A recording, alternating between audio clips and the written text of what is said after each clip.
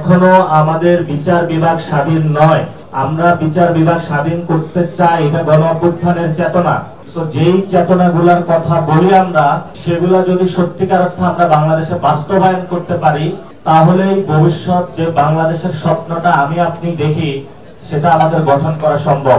আমরা এখন যদি নির্বাচন প্রক্রিয়াতে আসি, আমরা যখন আমাদের দল গঠন করলাম, দল গঠনের পরে রেজিস্ট্রেশনের জন্য সকল পেপার সাবমিট করার পরে আমাদের প্রত্যেকটা দলীয় অফিসে হয়রানি করা হয়েছে।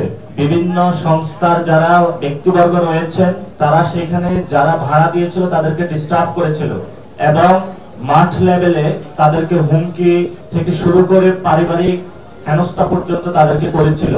তারপরে আসে আমাদের প্রতীক প্রশ্ন।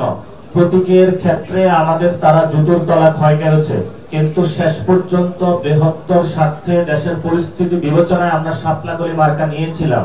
কিন্তু এখন পর্যন্ত ইলেকশন কমিশন থেকে আমরা আমাদের শাপলাকলির যে ডিজাইনটা, এটা এখনো পাইনি।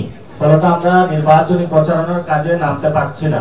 এই ধরনের পরিস্থিতির মধ্য দিয়ে আমরা যাচ্ছি এবং ভবিষ্যতে যেই নির্বাচনী মাঠে আমরা নামবো, সেই মাঠে আমরা হুমকি পাচ্ছি এখন যে সকল প্রশাসনকে এক দলের আন্ডারে নিয়ে যেতে হবে। এটা তো আপনারা সকলেই জানেন, গতকালকে এই বক্তব্যটা ভাইরাল হয়েছিল। শুধু এটাই নয়, কোথাও যদি কেউ মিছিল মিটিং করে, প্রটেস্ট করে, নির্বাচনী কাজে যায়, তখন তাকে হুমকি ধমকি থেকে শুরু করে পরিবার পর্যন্ত সকলকে মারধরের পর্যন্ত ঘটনা আমরা শুনতে পাচ্ছি।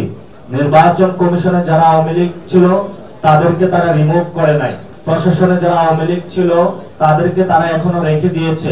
প্রস্তাবনা উঠেছিল দলীয় বিবেচনায় বিভিন্ন জায়গায় প্রশাসনিক নিয়োগ না দিয়ে স্বচ্ছ একটা প্রক্রিয়ার মাধ্যমে দেওয়া। আমাদের প্রশাসনের যিনি এখন হেড, এই কার্যক্রমটা ইউনূস স্যার হাতে নিয়েছেন। ফলত এই ইলেকশনে যদি কোনো ত্রুটি হয়, যারা রিটার্নিং অফিসার থেকে ডিভিশনাল যারা ডিসিএসপি রয়েছেন তারা কাজ করবেন। এই জবাবদিহিতার আওতায় কিন্তু ডক্টর ইউনূসকে আমরা আনতে বাধ্য হব।